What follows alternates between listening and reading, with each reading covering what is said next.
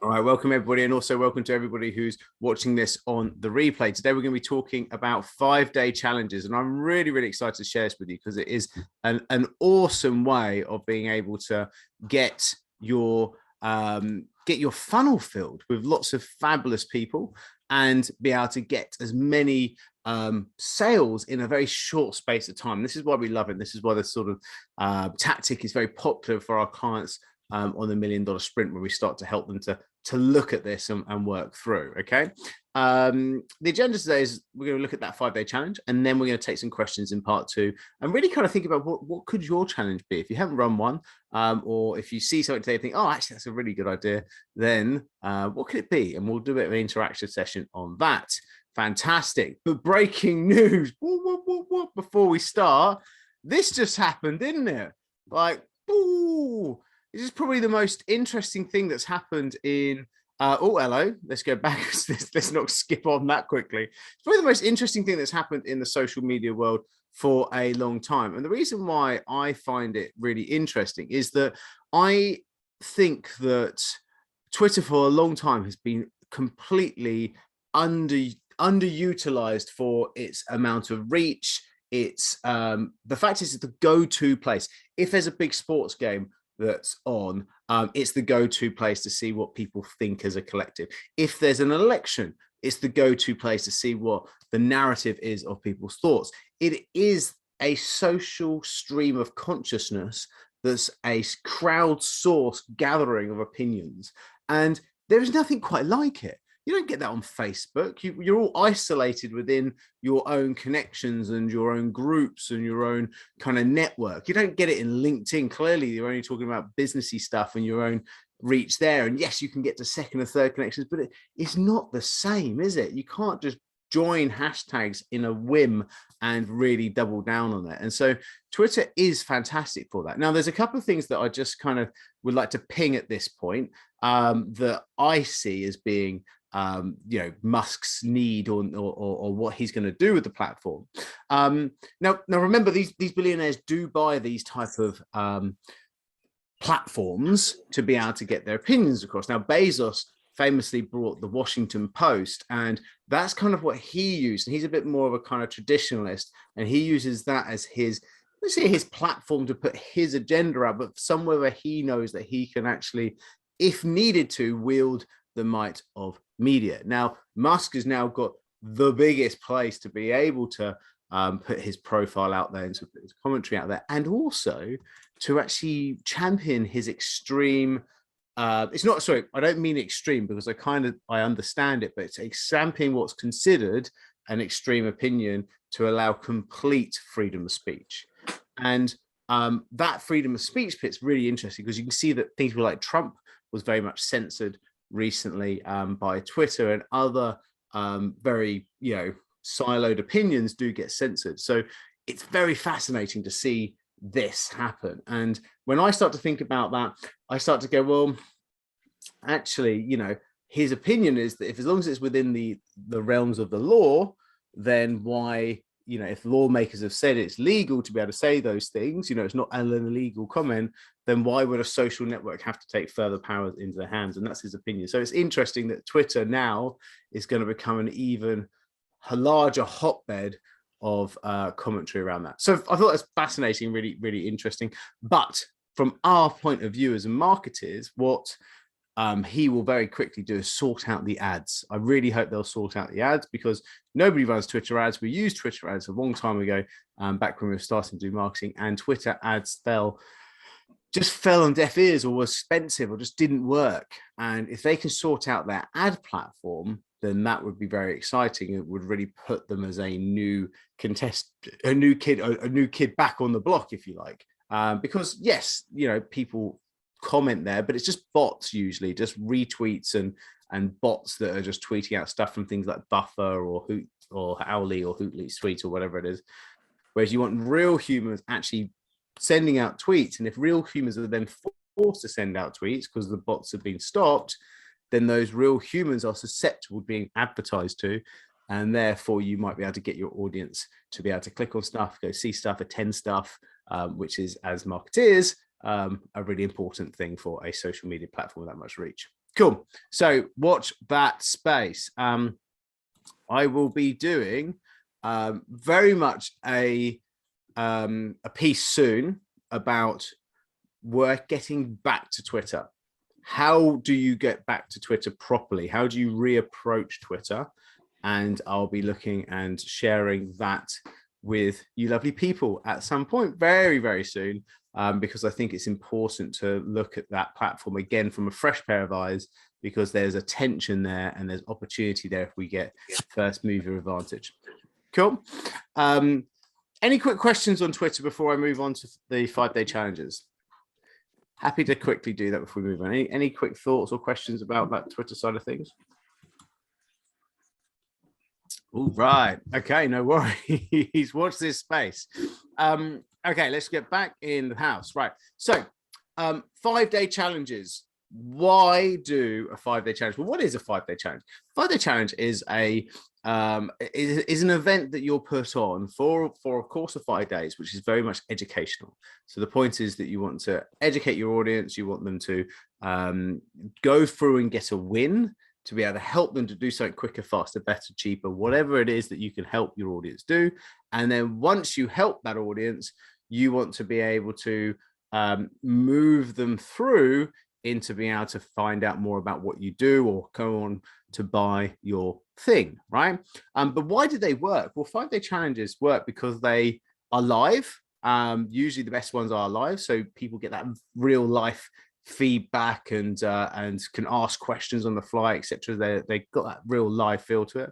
They're authentic because you are genuinely putting together something that wants to help. You want people to get wins. You want people to help. You're assisting people for free. They're a tester, so they people are actually trying before they buy. They're seeing your advice and they're working out, actually, is this great advice? Is this really working? Do I really want to do that thing, right? So it's a good tester of what you do. And also it creates community. It creates a fantastic community of people that are there to be able to market into, to be able to help, to be able to assist, to be able to actually get into that, foster that community of people. So not only are you helping a number of people on your challenge, but the people within the challenge are helping each other, building relationships, and therefore becoming a community. And when you use some of the tactics I'm going to talk to you about, a pop-up Facebook group, you create a pop-up community within a 5-day challenge, but then also it gets taken away. And so that's also part of the sales process, which we'll go into. Cool. Right. So just want you to know that these things really do help people. So just out of interest, give me either a digital hand or a physical hand. Who was on my 5-day LinkedIn challenge? So Mia, Janice, John, few of us in there, a couple of digital hands going up as well. So look, thank you for joining on. Now, the point of this is, and the guys that have just put their hand up will remember, this was just day 3 of our 5-day challenge. And these were real results from people who were on our program. You know, this is someone like John, who's on the left-hand side, 4 positive responses so far. He's saying, hell yes. We've got Jan in the middle, who's saying that he's getting responses. So now 6 positive responses on the 3rd day of the challenges. These people getting leads from the LinkedIn thing, 4 calls scheduled in the diary over the next 3 weeks and counting, Karen. Yeah, this is only halfway through the challenge, right? And then Jay's in here. So the point being is that you've got this wonderful opportunity to be able to do this, but also you can get these fantastic case studies and people can win. And of course, what do winners do? Well, they actually think, well, I want to keep on winning, so why wouldn't I carry on working with you? So really rewarding as the host of a challenge. And of course, it comes down to the type of thing that you get them to do.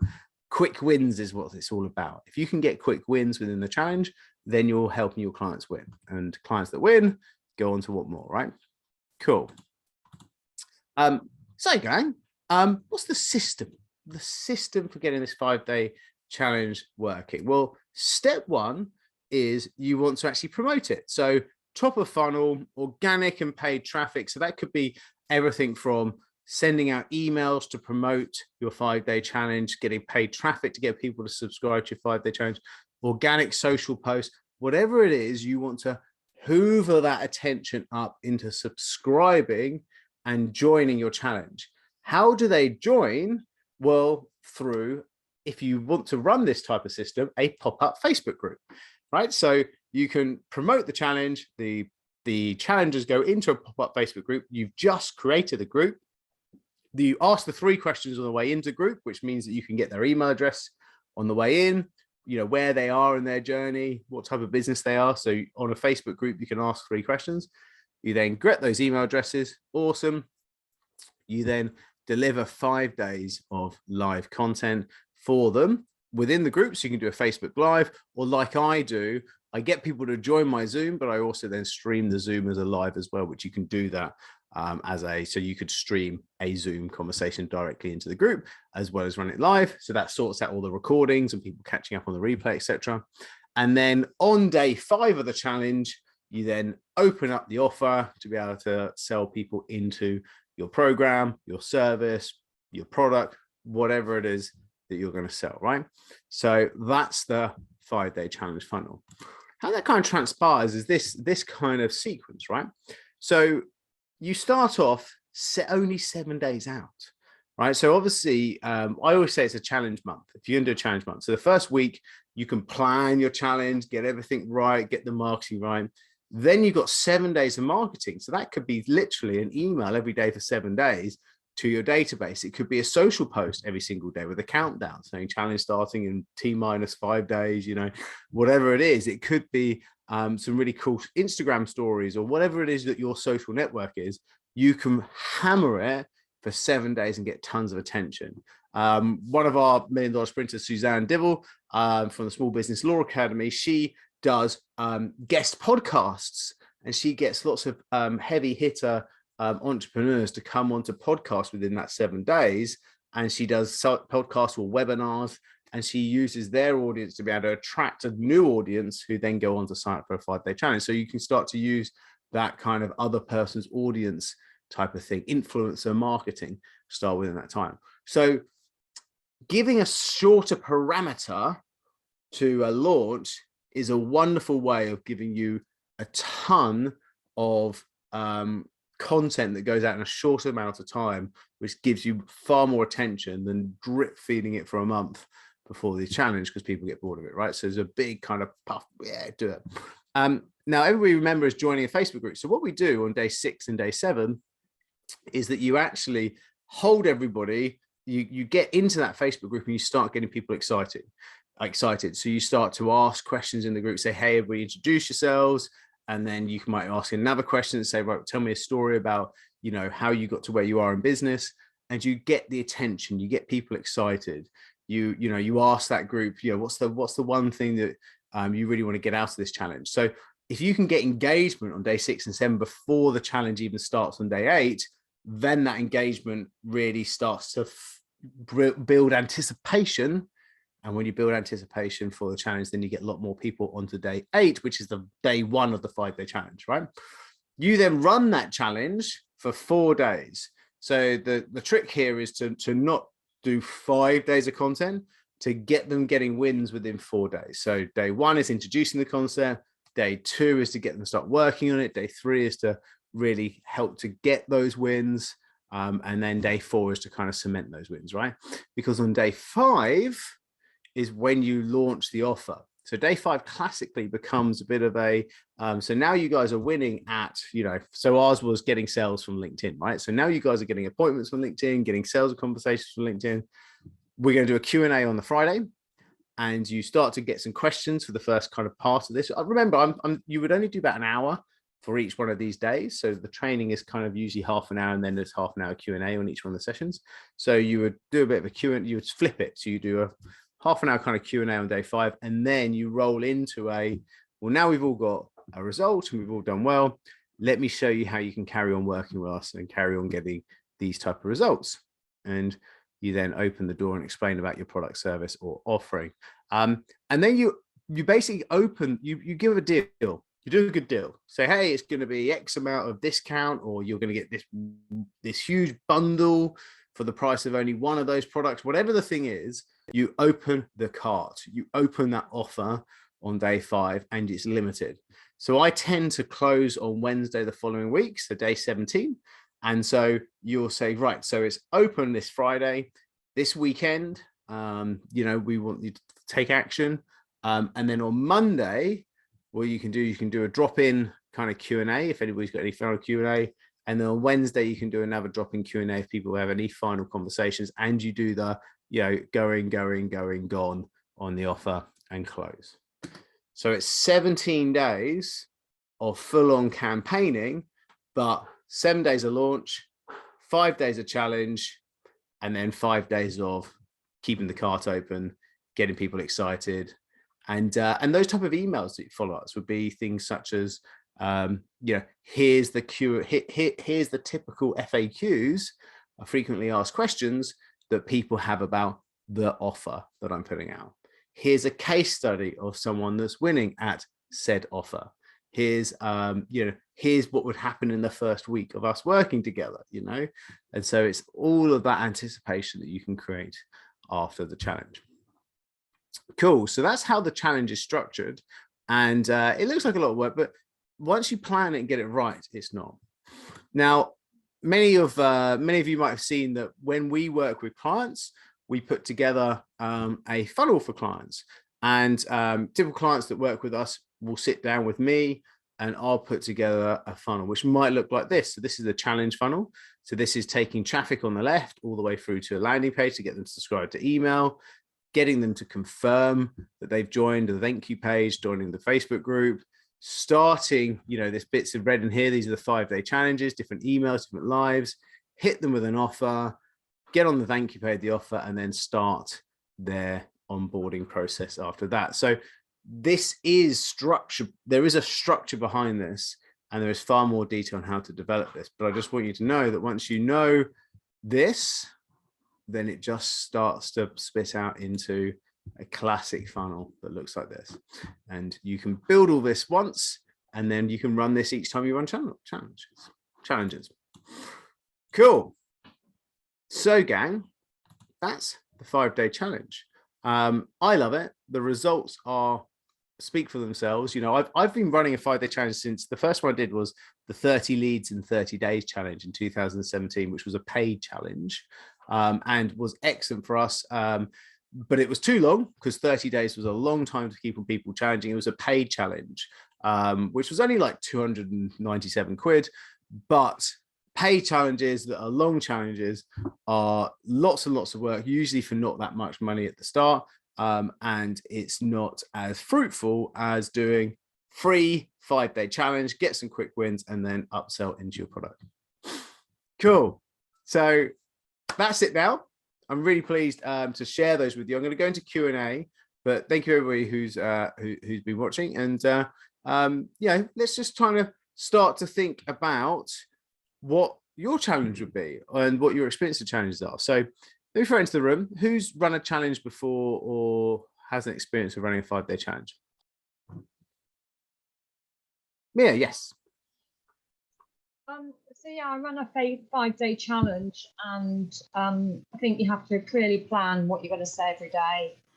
I had to do a lot of posts beforehand, like you said, for authority, to get people into the challenge, and definitely leaving it to doing it the last bit is, like you said, is the best way to do it.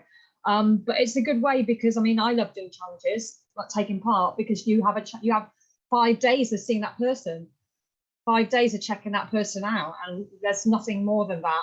I've been looking at some webinars that people have put on a timer. You sign up for an hour and watch a webinar. Not the same as something live where somebody is actually answering a question. That to me is more saleable and will grab my attention more than a webinar that people are chucking out. Exactly. So I can see from the stats that the conversion rate on challenges to webinars is massively high, and people's natural desire for webinars is to make it evergreen. So to actually make it pre-recorded. So they do it a few times, they pre-record it, and then they get them on a webinar. But it's a one hit, and we're always suspicious of someone that wants to see us for the first time and then try and flog us something. And also we're suspicious of ourselves because we all know that sometimes we get wrapped up in the hype and end up getting our credit card out way too prematurely. And trust me, I've done that as well. I think, whoa, okay, right. let's take a breath here. And so a 5-day challenge is a great way of, you know, kind of auditing the advice that you're getting, and also knowing, do I like being part of this community? Do I like this person? Does this person show up as well day 4 as they do on day 1? And is the content still as punchy and as powerful on day 4? You know, so that's awesome. What was the name of your challenge, Mia? I did one on visceral fat. Nice. Which is quite interesting, because people assume that you use visceral fat a certain way, but I gave them a whole great big education on it. And it was quite enlightening to see other trainers popping on and saying, this is the only solution. I was thinking, no, that isn't the only solution. There's other solutions. I like it. I like it. So yeah. So and what was the quick win, do you think, that people took away from it? I think it was just every day they have some new piece of knowledge that they learnt. So it wasn't just on the final down selling. They definitely took something away every day, and that's what kept people coming back, because they got a win every day, something that they didn't know. Fantastic. I always think it's great to have a building up, a project based, ideally, that if you can actually start to work in it as a 5-day challenge, and to think of it as, we are going to go on a project together, and by the end of this project you get X result, then that's a really nice way of making sure people turn up to each day, as opposed to getting a different result each day. Don't get me wrong, like, you can give wins each day, but if it's all part of a succinct project, then that's always really good. Had a great question in here from Steve Howarth. Steve, are you there? Do you want to just quickly ask your question for the recording? Or you're muted, Steve. Classic mistake. Yeah, I was on the 5-day challenge. I can't remember now how we got around the issue of LinkedIn curtailing your search options, because I got so far, and then it was a case of, now you need to upgrade in order to be able to search anymore, particularly. Oh, okay. Sorry, that was I thought you did the how often were you running them question. Well, yeah. Sorry, I've got 2 questions in the Q&A. I thought you were. Oh, sorry.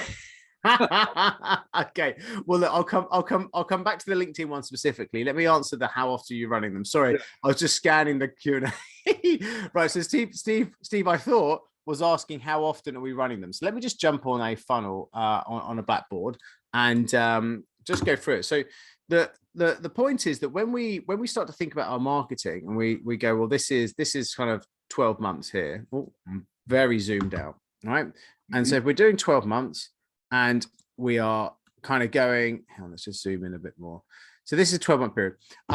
Now we talk about every single week you want to do a weekly moment, right? So something that you can draw your audience into. It could be a podcast, could be an event like this, could be something like a new YouTube video, but you want to have your weekly moment, your rhythm.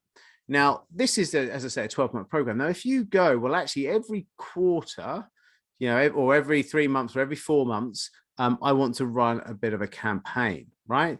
And so that campaign means that you should get leads out of this. So we talk about clients saying, get 30, 20, 5, 2. So you want to get 30 people onto your weekly moment. If it's an event like this, 30 people will book it, 20 people should attend. You'll get about 5 strategy sessions a week, and therefore you should get 2 sales, right? So 30, 25, 2. So that's your rhythm, and that's the rhythm that our $1 million sprinters work towards getting. But when you put together a challenge, it becomes a campaign. And you can do these campaigns quarterly, so for a year, or even 3 a year, like school terms, right? And that then spikes the sales. So you can get a nice little pump of, say, actually, I want to get an extra, 10 or 20 clients out of this. So we'll do a 5-day challenge, and then that will spike the volume of clients coming out, on top of the fact that we're still running this heartbeat, this rhythm. So you've got sort of your rhythm that you're working through, and you're getting consistent leads, consistent sales, you're doing something every single week, but then you're hitting and spiking with a campaign. And if you get it right, you could be, running these periodically. So 3 times a year, you could be doing them. And so you get a nice little spike in sales 3 times a year, on top of actually having a nice rhythm. What we tend to look at is actually perfect times to make sales time. So it could be just after Christmas is a great time to make sales. In about October, November, after everybody's come back from Christmas, summer holidays and want to get the last quarter, and then in about the spring, about now time, is a good time. So those are 3 really good times to sell business services. Cool. I hope that answers the question. Steve, when you start to think about when you've been grayed out, essentially what's probably happened is you've done too many searches on LinkedIn to answer that question. So I'm going to demo that on LinkedIn now. So this is just a complete kind of side question, or let me just share screens. But when you are using LinkedIn organically to work on your outreach, and you're not using Sales Navigator or any of the premium tools, if you do too many searches, LinkedIn will basically lock your account. So when we say to do this, and you might have missed this on the challenge, say you were doing, coaches or coach plus London, right? So you're trying to connect with coaches in London, right? You'll get all these there, and then you'll only get 3 results. And then you can click this button, which shows all people results. So I can see there's 73,000 of them, right? Now, if you do this search and then go plus Birmingham, plus that, you will then start to only see those top 3, and then LinkedIn will want you to upgrade to be able to see the rest. Where people come in and make the mistake is they'll go on to here and go, right, okay, I want to look at this and go, I'm not really sure if I want to connect with Kay. I'm going to go check out Kay. So I go click on Kay and I go, okay, you're a director at London Life Coaching Practice Limited. Okay, fine. Yeah, I will connect with you. Great. So I'm going to do my connection note and send them a note. But I then go into here and then I go to my Coach Plus London, and then I go back to my search. But that isn't actually going back to your search. That's just done a second search. And so each time you're doing it, LinkedIn's like, whoa, you'll keep on searching. Now, it might be the same search, but it's the algorithms going, 1 point, 2 point, 3 point, 3 point. Whoa, okay. Steve's doing lots of searches here. How do you get around that? Well, if I look at Carl here, I go, well, actually, I want to try and work with Carl. So I'm going to right click. I'm going to open Carl in a new tab. I'm then going to go see Carl. And I go, oh, okay, yeah, I'd like to connect with him. And I'll do a connection. And, if you're on the training, you would have known that you need to put the little note in, but I'm not going to worry about that. I'm just going to press send. And, oh, my thing's in the way here. Press send. And then once I'm done with Carl, what I'm going to do is I'm going to delete that tab. And now I'm just still back in that same tab. And I go down to Nadia. And what you'll see here is that Carl still has the connect button because it hasn't researched it. So he's still there. So it hasn't actually done anything on here. Understand? So it's just a nice way of kind of how hacking the algorithm. Yeah, I was doing that and it still came up and said you've exceeded your monthly searches for some reason. Yeah, it's it as I say, what you may, yeah. Look, that's the way that many of our clients get round it, but also people do get pinged as too many searches. So I guess the simple answer is to upgrade to Sales Navigator. Yeah, like that's what they want you to do. I can try and give you as many different workarounds, but ultimately, if you are using the tools, then even Microsoft need to make some money out of LinkedIn at some point. So I like trying to hack things to make it free, but if that still didn't work for you, then unfortunately look, I was talking about more value. What I want to do is just mention to everybody on this call here, I offer a complimentary session where I work a little bit in more detail with you and your business. It's a group one, but it's a much smaller group. This far more interactive. We call this the $1 million strategy session. The type of people we help and the kind of wins that our clients are getting from working with the $1 million sprint are like this. So this is Gavin. He's got his 3rd sale in a week. This is Jamie, 8K in the bag. These are all just screenshots. Productive start from who's that, Lilac. So she got 3 grand there, 9 grand there. I was literally just on Facebook just now before we went on, and this was the first thing that I saw. So this was 19 hours. So this is Shaq, who's one of my clients. Did my 5th strategy call today since last week Thursday, because he's just joined us. The two I did today didn't flinch at the price and seemed pleased with it. I can lock them in. So actually, Shaq looks like he's going to start making within a couple of weeks, make one, maybe two sales on his property mastermind. And the people we work with are kind of coaches, consultants, marketers, people that are looking to sell their expertise, expert businesses. So you see that this is not just kind of pie in the sky, this is real results, real people. But it all starts with just learning a bit more about exactly what the hell it is that we do, and actually, is it right for you?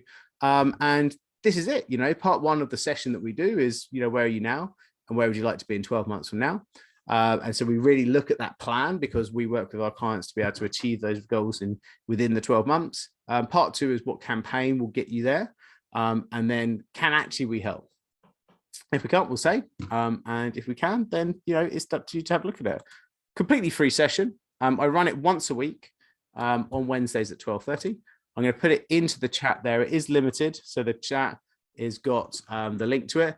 Do jump onto that now. I'm going to take some further questions. So if you've got questions, we're going to jump into that. But that's the link to the strategy session there. And you simply jump into it. It will take you to this page here to reserve it. You click on this orange thing, and you'll see here that obviously this month there's just one left, because there's only one Wednesday left in April. And then you can see these other ones available for the rest of May. So do jump on there. It'll be great to see you. Great to speak to you. Cool. Good stuff. John, over to you. Question. Always got a question, haven't I? Oh, I love it.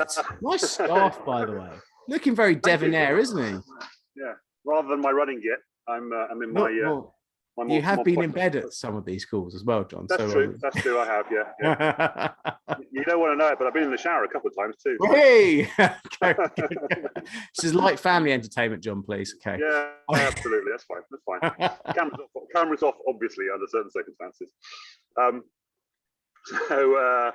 So my two questions were: firstly, how are you launching your program, your offer, when you've got a rolling kind of you can join any time thing, which is what you have? So I kind of missed that when I did the challenge, I guess. Yep. And also the second question was if you go to that podcasting again, because that was really interesting and I couldn't quite follow what you were saying. So podcaster launch. Right, great question. Two great questions. So the first question is so people join the $1 Million Sprint at the start of each week. So we have 1 to 2 clients that start each week, and that's how we do a nice onboarding with them and really give them that personalized experience to start on our program. Now, the point of our offer is that we give a load of fast action bonuses, discounts. We give them some really special, only on the challenge type arrangements that they can access if they take action from that challenge. And so therefore the bonuses that you take away at the end of it, so it goes back up to normal retail price. So that's how you create the scarcity, the urgency, and the necessity to go and join, because it is an offer just for the challenge, right? And so that's what you do. And it might just be things, if you don't want to give discounts, you might do things like giving extra sessions, maybe coaching sessions or swipe files or whatever it is. So that can work really nicely. So that would, to answer your question, that's kind of how you do it when you've got people that are joining your program all the time. And then the second question is around that ramping up period and using people to come onto your podcast or webinars. So what Suzanne does is she finds influencers who already have an audience, and that audience is the type of businesses that she wants to work with, right? And she then invites those people on. Now, because she does small business legal coaching or helps people get their legal documents sorted, there are people out there that might be business coaches. Like, for example, I did one, and we don't conflict in terms of what we sell. In fact, they actually are perfectly, aligned. And so I will then say to my audience, hey, I'm on Suzanne's podcast. We're going to be talking about getting your legal stuff sorted. Come and watch me. I jump onto her podcast, or I jump onto her webinar or live that she does. And then I go and talk to it. Now, her audience will be on there as well. So the nice thing about it is that I'll be able to siphon a bit of that audience, but she'll also siphon a bit of my audience. There's a quid pro. And then from there, we'll be able to, you know, she can pitch people and say, hey, next week I've got my 5-day challenge starting. You guys should jump on it. And I'll be like, yeah, you definitely should do, because this stuff's awesome. Yeah, it was the conflict thing I think I was actually really asking. Is like, I didn't quite understand how how you're doing the challenge when you're, if you were conflicting, that wouldn't work at all, would it? So. No, you choose them, you know, in an intelligent way. So for example, I might get an accountant, you know, with a big audience to do it, or Suzanne herself should be great because she does legal stuff, or I might find a health coach that works exclusively with entrepreneurs who wants to come and talk to that stuff, and therefore their, you know, their health coaching is not going to conflict with my, you know, business growth coaching. Right. Yeah, and that would be for me as well. Like there's business owners who are struggling with their mental health, for example. So I could then go and grab somebody like, you know, like your audience, for example. Like I said, anybody struggling with their mental health or the overwhelm or stress or whatever, then I'm doing a challenge on how to overcome all that sort of stuff. So yeah, that would work. All right, cool. Thank you. Like it. No worries, John. Cool. Is there a question that just came from Mia there? Go for it. Yes. Yeah. So you obviously do your weekly moment in the morning. And I'm just wondering whether you had actually considered doing it later in the day so you capture the US market. Yeah, I think you've got to just think about, if you capture the US market, you've got to then work with the US market. So be careful kind of what you wish for. There's nothing wrong with people from the US, but their time zones will dictate your life. And the perfect time to be running webinars for the US usually tends to be like, you know, something like 8 o'clock at night or stuff like that, you know. And it's just, that means great, you run a webinar there, you'll win them as a client, but then you might have to run live sessions at 8 o'clock. You might have to, you know, and a lot of you guys who have been on this stuff before will know that I'm very big into lifestyle design. So for example, you know, we're on the cusp of being able to get my delivery and my life down to about 4 hours actually per week. So this is one of my hours. I then have a group sales thing that obviously I just mentioned in the strategy session. That's another hour, and then three hours of delivery with 2 extra coaches because we do a daily session for our clients. That'd be a 4-hour work week, right? And so that's where I'm sorry, that'd be a 5-hour work week, but you can see where we're going with it, right? So I'm very trying to optimize me and my life because, you know, I like gardening and, you know, taking long walks. So the point being is that if you want to shape your business in the right way, and you want to shape it so you can have the point also is maximum impact. Be where you are the best. I am the best in a room with people sharing all the cool stuff that I've done in the past and all the cool stuff that I see in the market now. That's what I want to do. I don't want to do anything else. I've got a great team that can do amazing stuff for me, and they're great at their particular skill sets, right?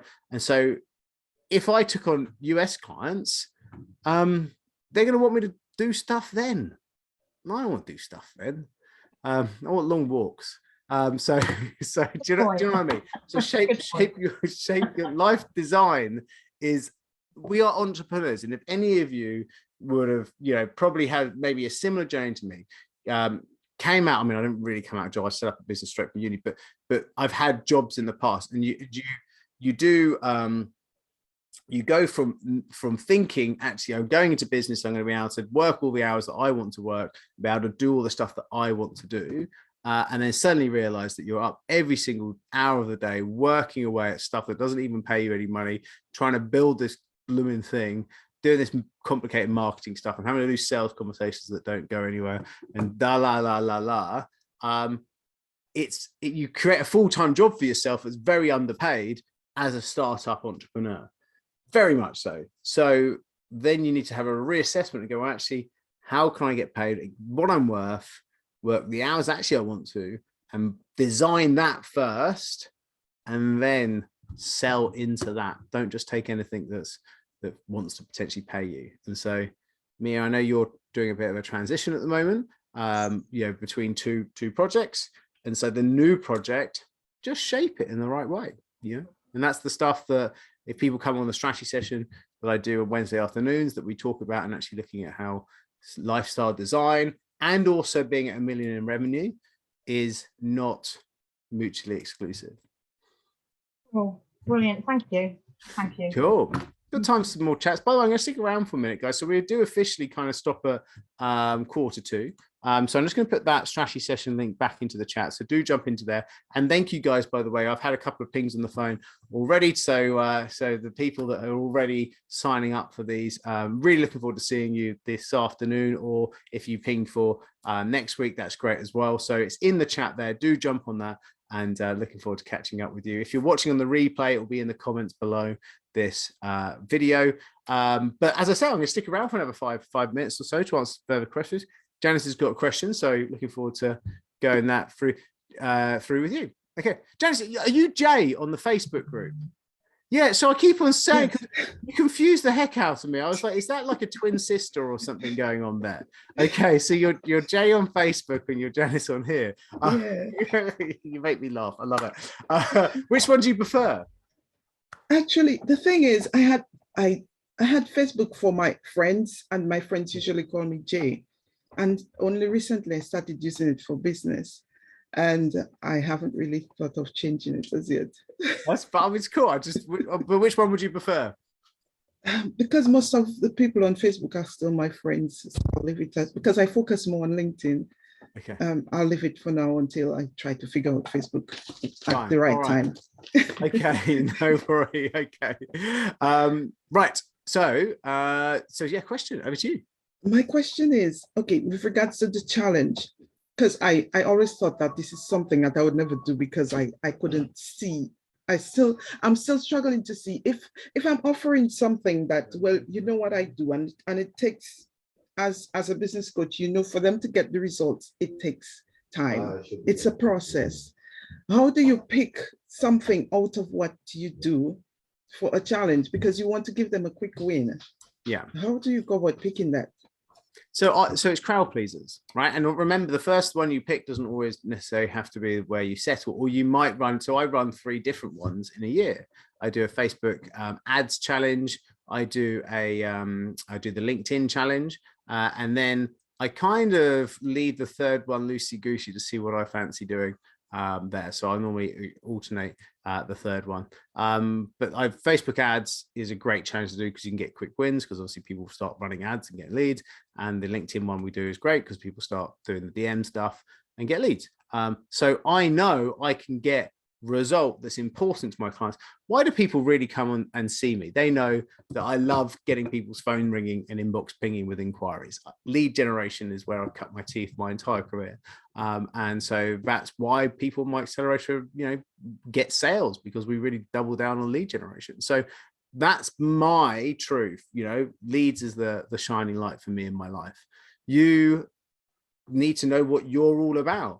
And if people know you as being the person that can help them to do X, Y, and Z, then your challenge needs to be a representation of that. And so when they go on to want to buy the thing from you, they go, wow, you genuinely are the X, Y, and Z expert. And so that's how you break it down.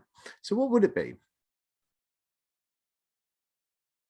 What would it be? You mean for me? Yeah. Well, the thing is, what I usually focus on is more helping individuals to structure the business properly before they can, to prepare it for growth. So that's where I focus on. So it's like, I would really have to think about that. So when you say prepare it properly for growth, do you mean the processes? Yes, more of the processes, developing a proper system in place. Yeah. So if it's that, then what's the most important process a business has? I think almost every process is important, because the thing is, but I know for the people that I've been serving, most of them, they need to get their marketing and sales process in order. That's one of the main things. And some of them, just the whole the cash flow bit in order as well. There you go. So there's your 2 challenges, or 3 challenges. You got a sales process challenge, a marketing process challenge, and a cash flow challenge. Oh, okay. Why not? I didn't realize it was that easy. The hardest thing in business is to keep things simple. It is, isn't it? It's the crowd pleasers. What are people worried about? What do they ask you about when you're in sales conversations? Why do they come and think about working with you? It's the bit that is the the pain that people have is what you serve your challenge into. It's the solution. And so therefore that pain is the reason why they'll attend day one of the challenge. Now the win is why they stay all the way to the end and consider buying you. So mark it into the pain, get the quick win, upsell them onto the complete remarkable solution.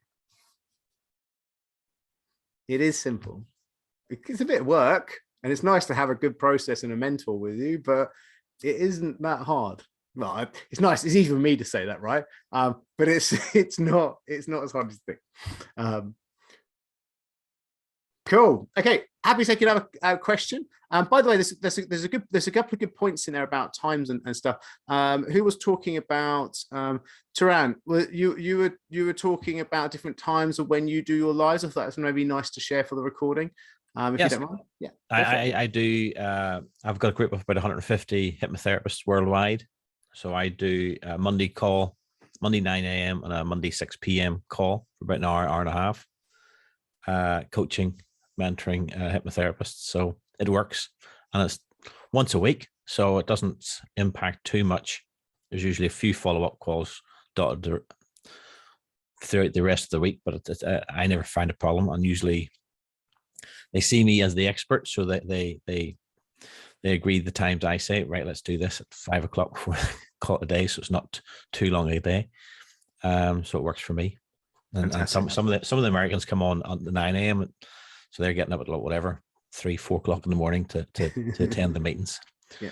So the proof of the pudding is if you've got value that I think people will come along to, then the customer will come along. Exactly. So that's the point, gang. So you can you just design your week in how you want to work it. And I love the idea of saying, listen, I've got 2 slots available for this week. It's either Friday at 5 or Wednesday at 7 or whatever it is, and that's the slots, and so it's that scarcity. And as you say, it's that if they want the information from you, then they'll book. If they want those sessions, they'll book in. So I like it. So yeah, so design it how you want. Just understand that's there's different ways of doing it, different time zones. And so what did you say the US market was? Do you say it was what time? So I run at 6 p.m. 6 p.m. Time. Okay. Yeah. The problem comes twice a year when the clocks change, and yeah, some people turn up at 7 o'clock just as the meeting's finishing, or whatever. Yeah. And so that's always no matter how many times that happens, you still have to manage that. So, but apart from that, it's good, it's convenient. So yeah, it's a bit of a long day on a Monday, sort of working to 7, half 7. But it's only Monday. You've got a gap in the middle of the day. Yeah, exactly. Yeah, and that still works okay because West Coast will obviously be a bit earlier, but it's still I find, having just come back from Orlando taking the kids to Disney, that the American market they are early risers. That's it. And I when I say America, Canada, America, that side of the world. America, so I've got all those areas. No, I'll say the phrase, I've never had any complaints, but I suppose the people that just don't want to do it don't sign up. Yeah, well, that's exactly right. Really, really important point to make is that if they don't like it, they're not going to buy anyway. So does it really matter? They were never your customer in the first place, as the saying goes. Exactly. Well, that's a great point to be able to finish with. And so thank you everybody for your contribution today. Really, really do appreciate it. And look, if I don't see you on a strategy session, I will hopefully see you next week, Wednesday, 9 a.m. for the marketing roundtable. Thank you everybody. And I'll see you all very soon. Cheers all. Thank you. Bye. Bye. Bye-bye.